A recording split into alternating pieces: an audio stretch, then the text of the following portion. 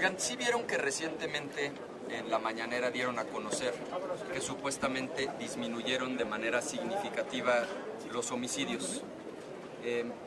Yo les quiero hablar de eso porque es una mentira grotesca, es una mentira vulgar, es absolutamente falso. O sea, lo que el gobierno anuncia es que constantemente, mágicamente, desde que ellos llegaron al gobierno, cada vez que hay cifras nuevas, los homicidios volvieron a disminuir, como si al paso que fuéramos, el país estuviera absolutamente pacificado. El problema está en los datos que están escondiendo. Y a mí realmente me sorprende que esto no haya generado un escándalo mayúsculo en sectores académicos, en la prensa independiente, porque es grotesca, es vulgar la manera en la que está mintiendo el gobierno. A ver, primer dato. Dicen que bajaron 46% los homicidios. Lo que no dicen es que los desaparecidos se han duplicado. Es decir, en el sexenio previo a que llegara Morena al poder, desaparecían en México 16 personas diario. 16. Ahorita en este sexenio desaparecen 32 personas. Es decir, nos dicen, bajaron los homicidios 46%, pero no nos dicen que lo que está pasando no es que no maten a la gente, es que están desapareciendo. Aumentó el doble el número de desaparecidos. Ahora, si hasta ahí estuviera la manipulación, yo diría, bueno, por lo menos se vieron creativos. Pero es verdaderamente grotesco lo que están haciendo. Por lo visto, como esta estadística se lleva en las procuradurías de los estados, pues le dieron un curso a las fiscalías estatales para manipular, para maquillar las cifras. Les pongo ejemplos concretos.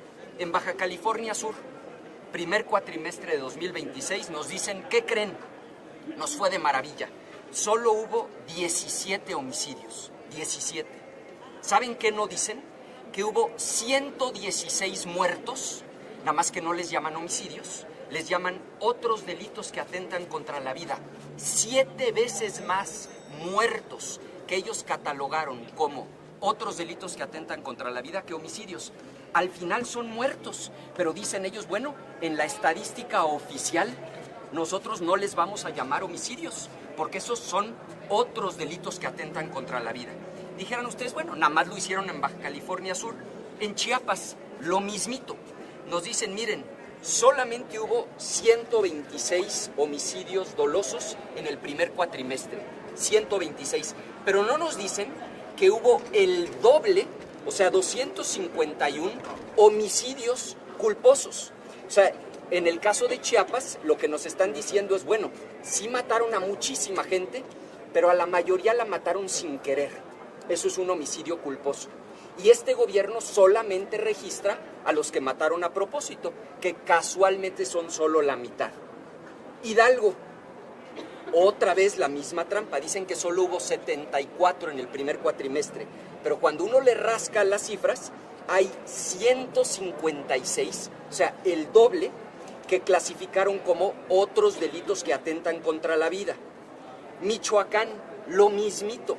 Los homicidios culposos, lo que el gobierno llamaría muertos, pero a los que mataron sin querer, son el doble que los que ellos dan a conocer como homicidios dolosos. Quintana Roo, vean, esto sí ya de plano es una barbaridad.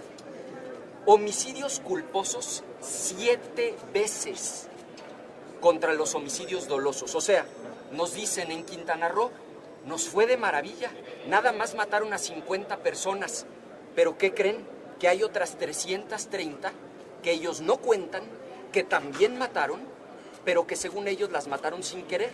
Entonces las apuntaron como homicidios culposos. Lo mismo Veracruz, lo mismo Zacatecas. Yo les voy a entregar esta información que les acabo de dar. Son datos oficiales del Secretariado Ejecutivo del Sistema Nacional de Seguridad Pública. En todos los casos es el primer cuatrimestre. Es importante que la gente sepa. Es mentira, es falso que estén disminuyendo los homicidios. Lo que está sucediendo es que de manera vulgar, grotesca, tramposa, están manipulando las cifras y mandando a la gente que matan a otras categorías, o a la categoría de desaparecidos, o a la de homicidios culposos, es decir, los mataron sin querer, o a una categoría extraña que ahora inventaron que se llama otros delitos que atentan contra la vida. Es decir, sí los mataron, pero no les llaman homicidios dolosos. Entonces, claro, ellos salen en la mañanera a presentar una gráfica en un país color de rosa, donde todo va de maravilla y donde al ritmo que vamos ya no va a haber un solo homicidio doloso en nuestro país. Es una farsa, es una mentira y la gente lo debe de saber. ¿Son daños colaterales o qué? En esos otros? No, miren, lo que sucede es que esa categoría tenía una razón de ser cuando se usaba correctamente. Les pongo un ejemplo concreto. Vamos a suponer que Juan le ayuda a Pedro a suicidarse y Pedro, con la ayuda de Juan, se suicida. Allá hay un muerto y efectivamente no hay un homicidio. Ese caso sí técnicamente se tendría que registrar como otros delitos que atentan contra la vida. Pero históricamente, cuando uno lee las estadísticas, eran poquititos casos, porque son casos muy extraños en donde efectivamente alguien pierde la vida, pero no se puede decir que hubo un homicidio. La brillante idea de la 4T fue decir, bueno, pues si existe esa categoría, vamos mandando a todos los muertos a esa categoría. Le dieron una capacitación a los fiscales de los estados y mágicamente empiezan a disminuir los homicidios dolosos. El otro caso concreto es el de los homicidios culposos. ¿Qué es un homicidio culposo? Es cuando efectivamente hay una persona que muere, pero quien lo mató no lo hizo de manera intencional. Otra vez, históricamente son poquititos los casos. Siempre habrá muchos más homicidios dolosos, es decir, a propósito, con intención, que culposos, sin querer. Pero mágicamente, desde que la 4T decidió que las cifras de homicidios dolosos tenían que bajar, lo que hicieron fue, llega una persona a denunciar, por ejemplo, a la Fiscalía de Quintana Roo, oigan, murió mi hijo, lo mataron, necesitan denunciar porque si no, no hay acta de defunción, no lo pueden velar, no pueden cobrar la pensión, no pueden cobrar los seguros de vida, no pueden recuperar el cuerpo, pero tramposamente en las fiscalías no lo registran como si a esa persona la hubieran matado de manera intencional, la registran como si a esa persona la hubieran matado sin querer. Y en lugar de que con honestidad en la mañanera sumen todos los muertos y nos digan la verdad es que no vamos bien, no ha disminuido la cifra de muertos, lo que hacen es escoger una sola categoría, la que ellos han manipulado, la que han reducido, y esa es la que dan a conocer. Es una verdadera farsa, es una trampa. Y miren, si de veras estuvieran disminuyendo los homicidios, seríamos los primeros en celebrarlo. Queremos que se pacifique el país, pero esto no se vale. No se vale que con trampas metodológicas, con manipulaciones vulgares de cifras, estén engañando de manera sistemática a la opinión pública. Quisiera preguntarle, ya Morena está presentando y sus aliados varias solicitudes de licencia que serán aprobadas hoy en la Comisión Permanente. En el caso del PAN, ¿cómo van con sus procesos internos? Esta es una especie de precampaña de la precampaña. Entonces, ¿ustedes ya iniciaron también con las encuestas que anunciaron iban a hacer? Miren, es perfectamente válido. Ya todas las fuerzas políticas estamos en ese momento de seleccionar candidatas y candidatos. En el caso del PAN, de hecho, ya están abiertos muchos registros para candidaturas y nos parece normal el que quienes aspiren a cargos de elección popular pues se separen de sus funciones. Eventualmente lo hará también gente del Partido Acción Nacional. Aquí lo importante es que se cumplan las reglas, que se compita con equidad y que al final sea la gente con su voto la que decida quién resulta electa o resulta ¿No hay electa. actos anticipados de campaña de Morena? Bueno, en este momento nosotros no lo identificamos. Por supuesto que en caso de que los hubiera, lo vamos a denunciar. Hay que recordar que ellos son especialistas en la simulación. Se inventaron el concepto de las corcholatas, recordarán, en donde supuestamente no eran candidatos, pero tenían tapizado el país con espectaculares, bardas. Por supuesto que eso, si se repite, lo vamos a denunciar. Ahora, que dentro de los tiempos procesales los partidos hagan procesos internos, pues es perfectamente normal y el propio Partido Acción Nacional hará lo propio. ¿Cómo se van a reconstruir después de la derrota en Coahuila, en donde llegaron casi a ser gobierno estatal, a tener un gobernador y ahora ni siquiera hay registro? Lo de Coahuila hay que ponerlo en su contexto. Nunca en la historia de esa elección de diputados locales, fíjense lo que les voy a decir, Desde que se vota solo para diputados locales en una jornada electoral, jamás ha perdido un solo distrito el PRI. Es decir, siempre ha ganado los 16 distritos. El PAN nunca por sí solo ha ganado un distrito cuando solo se vota para diputados locales. Inclusive, 2 años antes de que Memo Anaya fuera candidato a gobernador, en donde de hecho ganamos la gubernatura, aunque nos la robaron en la mesa, ellos dijeron que habíamos empatado, ni en esa ganamos un solo distrito. Entonces, pero sí esto... ganaban votos. Y finalmente ganar... en la elección anterior, por ejemplo, para alcaldes... No llegan ni al 3%. En la elección anterior no para es alcaldes... que perdieron, No, más bien redirigir el rumbo. En la elección anterior para alcaldes habíamos sacado el 4%. Es decir, los partidos políticos tienen sus fortalezas en ciertas regiones del país. Todos sabíamos que lo más probable era que el PRI ganara, como históricamente siempre lo ha hecho en diputaciones locales en el estado de Coahuila. No, yo estoy convencido de que el PAN va a llegar muy fuerte a 2027 y lo que espero es que le vaya bien a todos los partidos de oposición para que le podamos arrebatar a Morena esta mayoría artificial que ha construido Senador, en ¿la el puerta de las alianzas con el PRI está cerrada definitivamente? Esa es una decisión que le corresponde a la dirigencia nacional del partido y yo seré muy respetuoso de lo que decidan los órganos nacionales ¿cuál es del su partido. opinión personal? Voy a respetar lo que decidan los órganos nacionales del partido. Oiga, senador, en el caso de tantas licencias que han solicitado para buscar una gubernatura que tienen el derecho, ¿no demerite el trabajo legislativo aquí en el Senado con tantos suplentes? No, a mí me parece que es preferible que una persona que va a andar en campaña pida licencia y se dedique a su campaña a que estén cobrando en el Senado cuando en realidad no están poniendo atención a lo que ocurre aquí.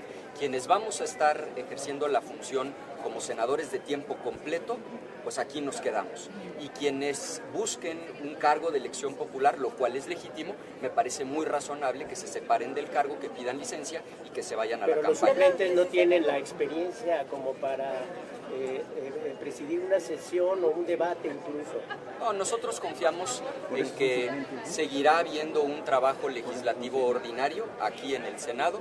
Me parece que es normal y además lo legal y lo correcto que quien quiera ser candidata o candidato pida licencia, se separe y eventualmente, si no ganan, bueno, entonces podrán regresar, pero si van a andar en campaña, ahora mire, no hace tanta diferencia. De todas maneras, en el oficialismo no debaten, en el oficialismo básicamente repiten lo que desde el gobierno les dictan. Entonces, no creo que haya mayor diferencia si están aquí los propietarios o los suplentes. Senador, en esta tesitura de que pues ya sabían que iban a perder en Coahuila, porque siempre gana el PRI, donde siempre gana Morena, pues ya desde ahora están resignados a que así va a ser. No, de ninguna manera. El asunto es de como ninguna manera. resignarse de donde gana cada quien, pues que se respete. De ninguna manera. Lo que hay que hacer siempre en el análisis político es poner los datos en contexto. Y el dato de contexto que yo les doy es que nunca en la historia, en el estado de Coahuila, desde que la elección de diputados locales se hace por separado, nunca un partido político que no sea el PRI ha ganado un distrito local. Así ha sido. Ojalá en el futuro otras fuerzas políticas puedan ser más competitivas. Lo que les puedo decir es que en ese diseño, en donde en una jornada electoral donde hay baja participación y en donde solamente se vota para diputados locales, en ese estado, ese ha sido siempre el resultado. Segundo, las alianzas también tienen costos, no solo suman. Es decir, cuando un partido va en alianza con otro, suele ocurrir que en la elección inmediata posterior, el que acompañó, el que no es el dominante, se disminuye. Yo les aseguro que si mañana hubiera elecciones en Querétaro, en Aguascalientes, en Chihuahua, en Guanajuato, el PRI sacaría una cantidad muy pequeña de votos, porque tiene un costo el acompañar a otro partido, que en este caso el PAN es partido dominante en esos estados. Entonces lo que tenemos que entender es que las alianzas sí suman, pero también hay que entender que tienen costos hacia adelante. Ahora, en cualquier escenario, todas las fuerzas políticas deben hacer su mejor esfuerzo, particularmente las fuerzas políticas de oposición, para sacar un buen resultado electoral en 2027 y quitarle a Morena la mayoría ficticia que hoy tiene. ¿Refrendarían ustedes, Ricardo, la oposición que otra vez para 2027 en 16 plazas Morena vayan con sus aliados, con el Verde y el PT?